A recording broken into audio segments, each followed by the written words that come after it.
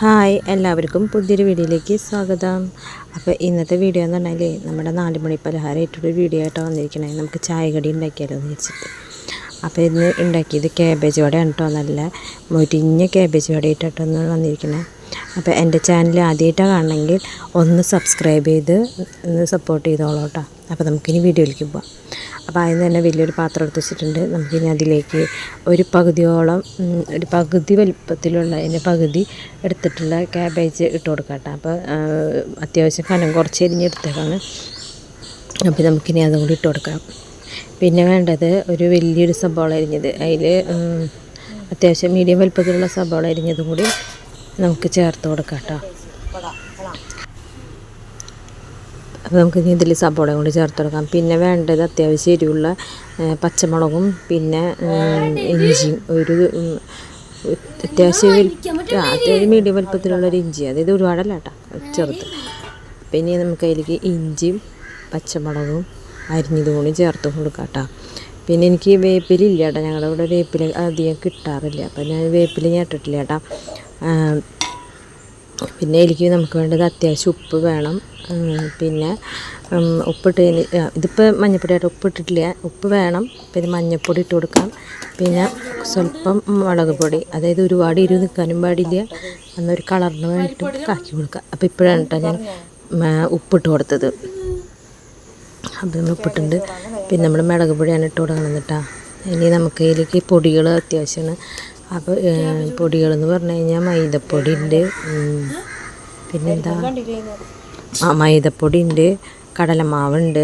പിന്നെ ഇതിപ്പോൾ മൈദപ്പൊടി ഇട്ട് കൊടുക്കണം. പിന്നെ ഇനി വേണ്ടത് മൈദപ്പൊടി ഞാൻ കുറേശ്ശെ, എല്ലാ പൊടികളും ഞാൻ കുറേശ്ശായിട്ട് ആദ്യം ഇട്ട് കൊടുത്തത്. ഇപ്പോൾ കുറേശ്ശെ ഇട്ട് കൊടുക്കുകയാണെങ്കിൽ നമുക്ക് അതിൻ്റെ പാകത്തിന് കിട്ടുമല്ലോ. അപ്പോൾ മൈദ ഇട്ടിട്ടുണ്ട്. പിന്നെ ഇപ്പോൾ ഇട്ടത് കടലമാവ് ഇട്ട് കൊടുത്തിട്ടുണ്ട്. പിന്നെ കുറച്ചൊരു പിടിയും അരിപ്പൊടി, വറുത്ത അരിപ്പൊടിയും കൂടി ഇട്ട് കൊടുത്തിട്ടുണ്ട് കേട്ടോ. ഇനി ഇത് നമുക്ക് നന്നായിട്ടൊന്ന് മിക്സ് ആക്കിയിട്ട് എടുത്തതിന് ശേഷം പാകത്തിന് വെള്ളമൊഴിച്ച് കുറേശ്ശെ വെള്ളമൊഴിച്ച് നമുക്ക് നല്ല മിക്സ് ആക്കിയിട്ട് എടുക്കാം കേട്ടോ. പിന്നെ വെള്ളമൊഴിച്ചിട്ട് മിക്സ് ആക്കാം.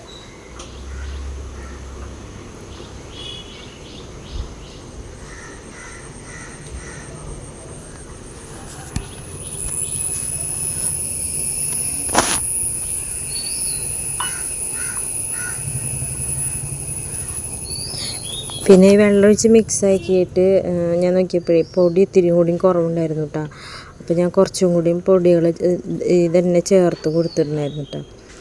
അപ്പോൾ അത് കുറച്ചും കൂടി പൊടിയൊക്കെ ഇട്ട് കൊടുത്ത് കഴിഞ്ഞാൽ നന്നായിട്ടൊന്ന് ഇതിപ്പോൾ പൊടി ഇട്ട് കൊടുക്കാം കേട്ടോ. അപ്പോൾ എനിക്ക് ആദ്യം ഇട്ടപ്പോൾ ഞാൻ പറഞ്ഞല്ലോ ഒന്നിച്ചിട്ടില്ല, ഞാൻ ആവശ്യത്തിന് ഇട്ട് കൊടുത്തേക്കണത്. അപ്പോൾ ഇനി നമുക്ക്